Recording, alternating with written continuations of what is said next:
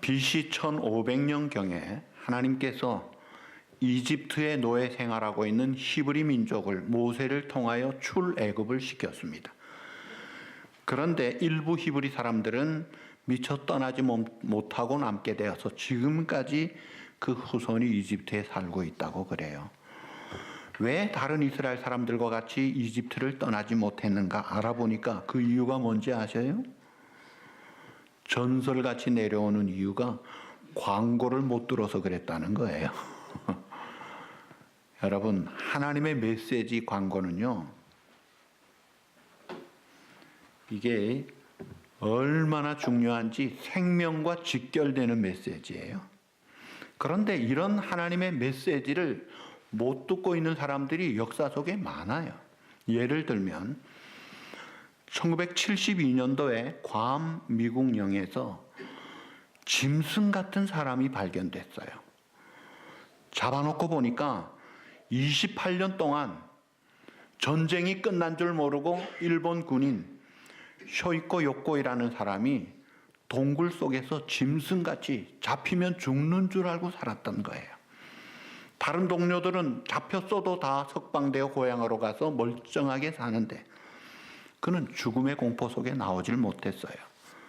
그런데 그 2년 뒤 1974년에 프랑스의 필리핀의 루벤 섬에서 4명의 똑같은 짐승 같은 사람을 발견했어요. 보니까 또 일본 군인들이었어요. 30년 동안을 나가면 죽는다, 잡히면 끝이다 생각하고 못 나온 거예요. 그래서 그 정글 속에서 짐승같이 살았습니다. 그런데요, 그 몇 사람만의 문제가 아닙니다. 오늘날에도 죽음의 권세를 깨치시고 승리하신 부활의 주님의 소식을 모르는 수많은 사람들이 아직도 죽음의 공포 속에, 무덤 속에 들어간 동굴 속에 그들과 같이 살고 있는 자들이 얼마나 많은지 모릅니다. 두려움의 포로가 되어서 죽음의 공포 속에서 어둡게 살아가는 그런 사람들이 많아요.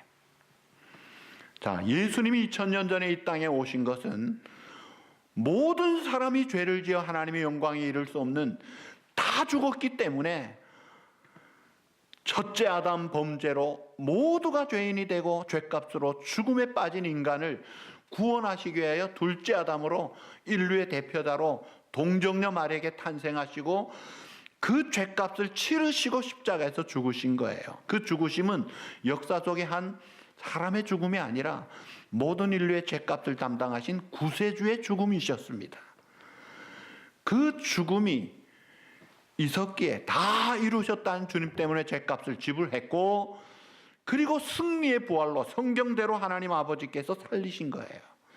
그래서 이제는 죄에 대한 그 결과로 치러야 되는 저주와 진노와 불행과 죽음의 모든 값을 다 물리치고 끝을 내시고 죽음을 죽여버리시고 승리하신 주님, 그 주님의 부활이 우리의 부활이더라 이거예요.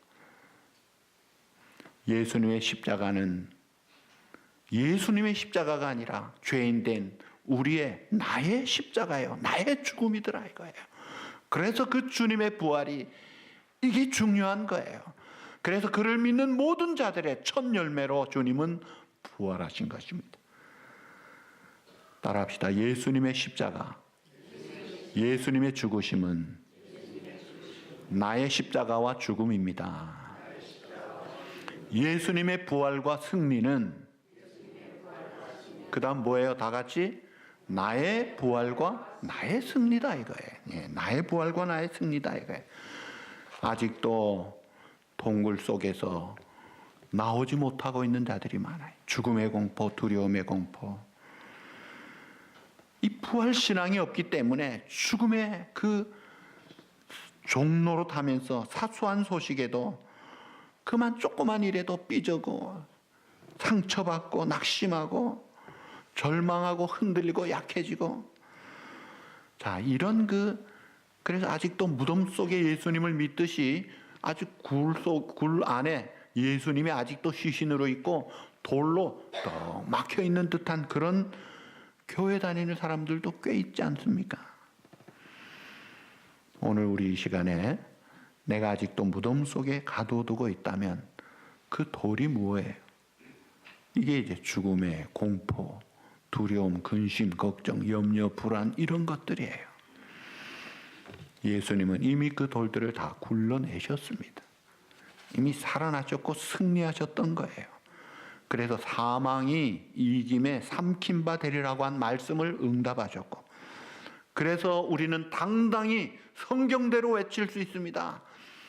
사망아, 너의 이기는 게 어디 있느냐? 사망아, 너의 쏘는 게 어디 있느냐? 절망아, 낙심아, 두려움아, 너의 쏘고 이기는 게 어디 있느냐? 우리에게 힘을 주시는 하나님 앞에 감사하노라. 승리의 계가를 부르고 우리가 이 승리의 능력 있는 삶을 살아야 합니다. 사망은 이미 정복된 폐잔병에 불과합니다. 절망, 두려움, 슬픔, 염려, 고독, 허무, 실패 이런 것들이 다 사망의 쫄개들이에요. 더 이상 우리가 두려워하지 맙시다. 더 이상 우리가 염려 속에 눈물 속에 약해지지 말자는 거예요. 자, 예수님이 2000년 전에 부활하신 그 현장을 보면 제일 먼저 누구에게 나타나셨어요? 막달라 마리아에게. 그 다음에 오늘 본문의 두 여인들에게 나타나십니다. 그리고 그 다음에 또 제자들에게 여러 번 나타나셨다. 심지어 500여 성도가 부활의 주님을 만나기도 했고, 또 사도 바울도 부활의 주님을 만나고 변화가 됐던 거예요. 자, 그는 고린도전서 15장 부활장 20절에 보면 잠자는 자들의 첫 열매라. 그 잠자는 자가 우리들이거든요. 우리들의 첫 열매로 다 깨지신 거예요. 잠에서 깨고 죽음에서 깨고 죄와 진노와 저주에서 깨어 이제는 다시금 종로로 가지 않는 승리의 삶의 첫 열매로 승리하신 주님. 그래서 그 주님이 부활하신 그 부활은 죽은 나사로가 살아났다가 다시 죽은 그 부활이 아니에요. 신령한 부활을 했습니다.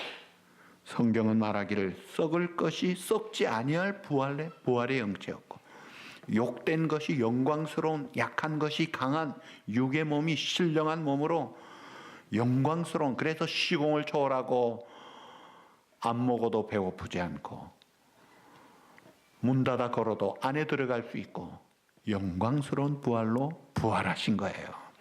그래서 우리가 죽으면 영원히 하나님 나라에 갔다가 다시 우리의 육체도 주님이 재림하시는 날 부활할 때 그 주님과 같이 놀랍게 영광스러운 부활을 할 것입니다. 그래서 이 죽음을 향해, 죄를 향해, 사탄을 향해 사도 바울은 부활의 승리에 큰 소리를 쳤던 거예요. 다시 묻습니다. 예수님이 십자가에서 죽으신 것이 내 죄값을 담당하신 대신 속죄, 대속죄물로 죽으신 것을 믿습니까?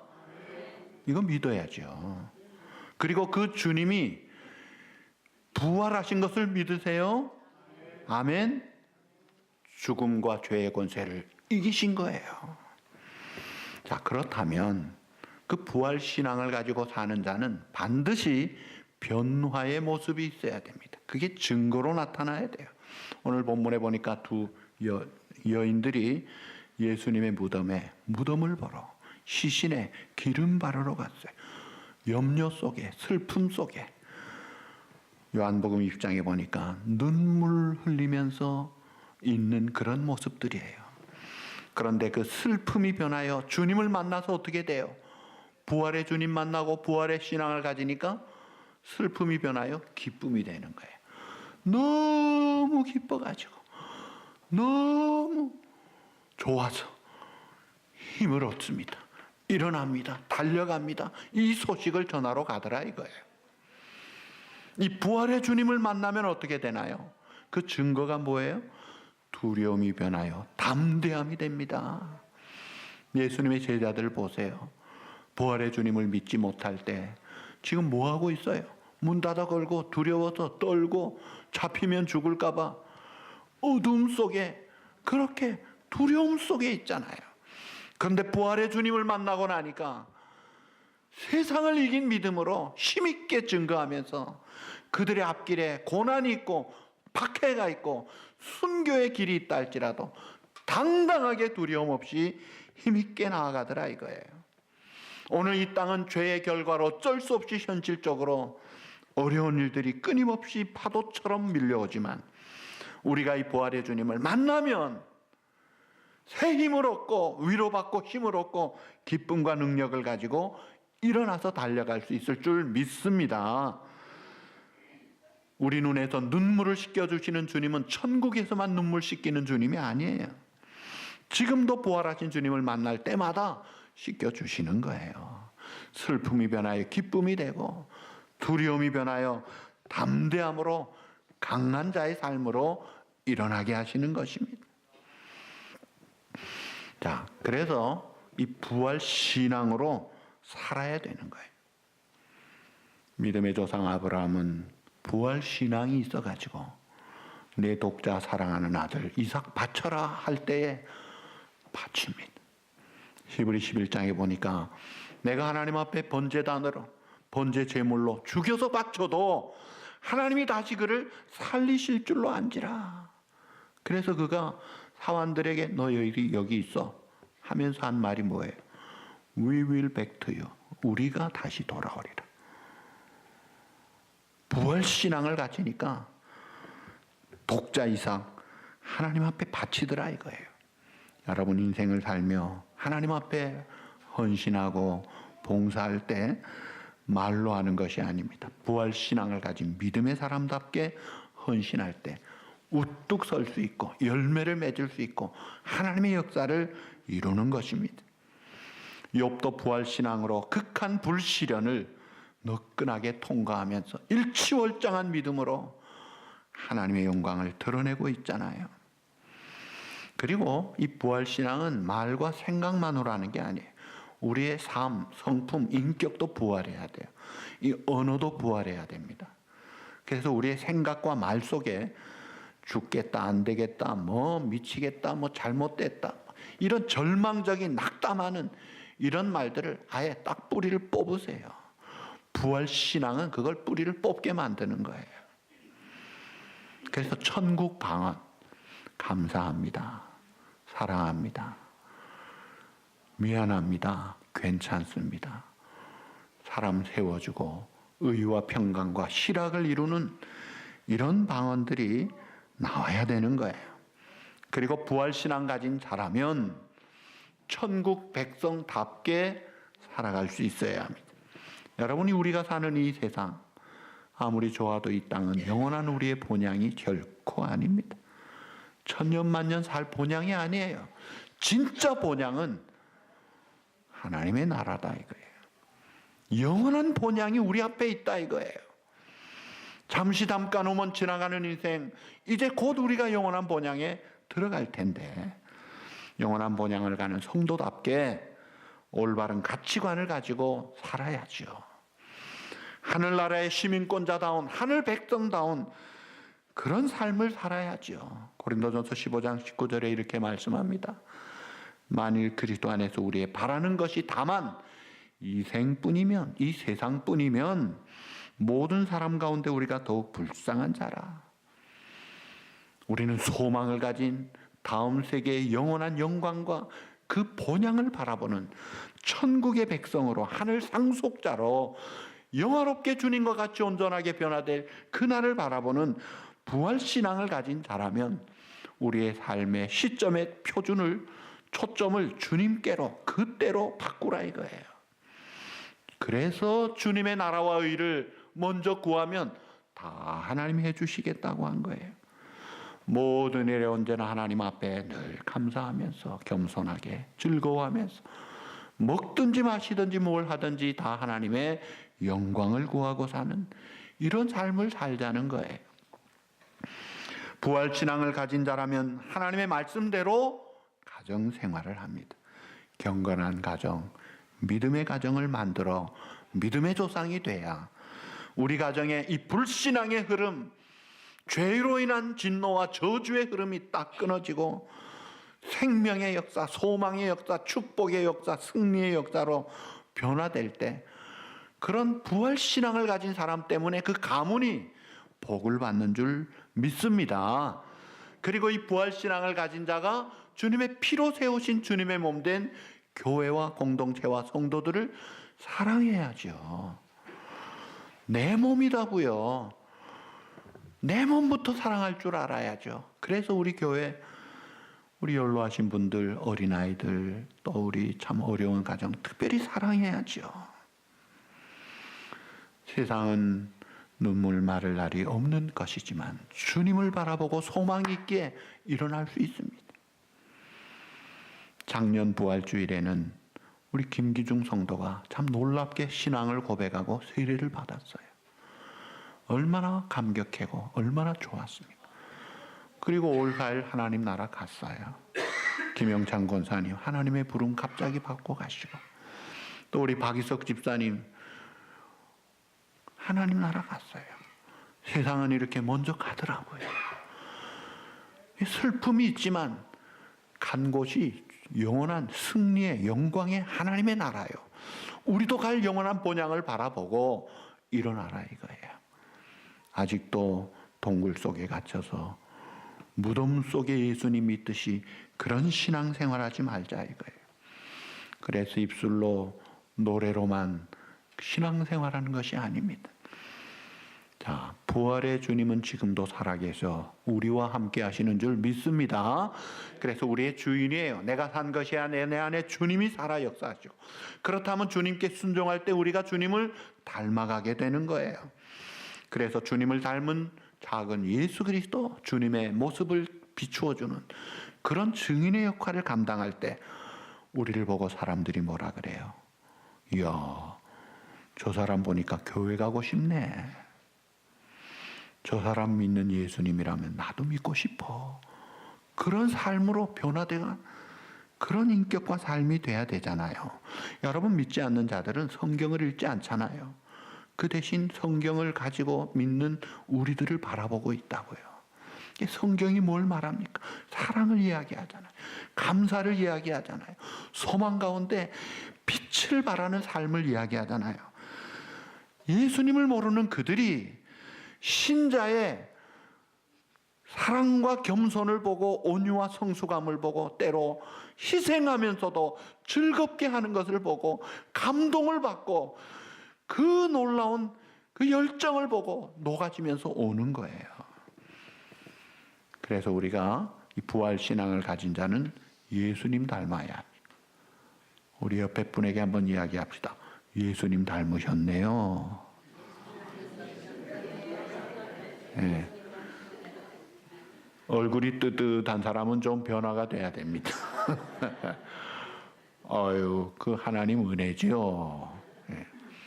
누가 칭찬해주면 어떻게 해야 돼요? 사람 볼 줄 아네. 그렇게 하지 마시고, 다 하나님 덕입니다. 그리고 당신 덕입니다. 겸손한 겸양지덕을 보여야죠. 그리고 하늘 땅의 권세를 가지신 주님이 대사명을 주셨어요. 여러분, 부활하신 주님은 공생의 사역 때 머리 들 것도 없고 무숙자와 같이 약한 그런 주님이 아니에요. 이제는 온 천하를 호령하시는 승리하신 주님이에요. 그 영광의 주님이 내가 세상 끝날까지 너희와 함께 할 것이니 너희는 모든 민족을 그리스도의 제자로 만들어라. Make a disciple. 이 제자를 만들어라. 주님을 따르고 본받고 주님께 맡겨진 인생, 그리고 주님을 증거하는 그런 주님을 따르는 신실한 훈련된 제자들을 만들어야 된다. 이 사명을 교회에게 주시고 우리들에게 맡겨주시면서 세상 끝날까지 내가 함께 하겠다. 그 사명을 감당하려면 가야 된다 이거예요. 앉아있지 말고 가라 이거예요. 우선 내 자녀에게, 내 가족에게, 내 친지에게, 내 동료에게, 내 이웃에게 땅끝까지 가서 복음을 전하고 그들이 믿음을 고백하고 신앙으로 세례를 받고 우리가 그들이 말씀을 가르침만이 아니라 지키도록 해서 하나님의 나라를 세우는 이 사명을 감당하라. 위대한 사명을 맡겨 주신 것입니다. 말씀을 마치면서 제가 한 가지 이야기를 하고 싶습니다. 독일 히틀러 나치 시대에 그 히틀러 나치를 대적하던 그 대항한 본회퍼 목사님을 아시죠? 훌륭한 목사님이에요. 그런데 여러분, 본회퍼 목사님과 함께 저항했던 마르틴 리멜러라는 목사님이 있습니다. 그분도 독일 나치를 향해 막 외치다가 잡혀가지고 감옥에 들어간 다음에는 침묵했어요. 너무나 어처구니가 없어서 말문을 닫아버렸어요. 근데 이 리멜러 목사가 어느 날 자다가 꿈을 꾸었는데 이 심판의 주님 예수님 앞에서 히틀러가 심판을 받는 장면을 본 거예요. 그래서 예수님이 히틀러에게 히틀러 너 왜 나를 믿지 않았느냐? 그럴 때 히틀러가 대답을 합니다. 예, 저는 아무도 나에게 복음을 전해주는 사람이 없었습니다. 그랬더니 예수님이 야 너는 그 마르틴 니밀러 목사를 얼마나 취조한다고 만나지 않았느냐? 그가 나를 전하지 않더냐?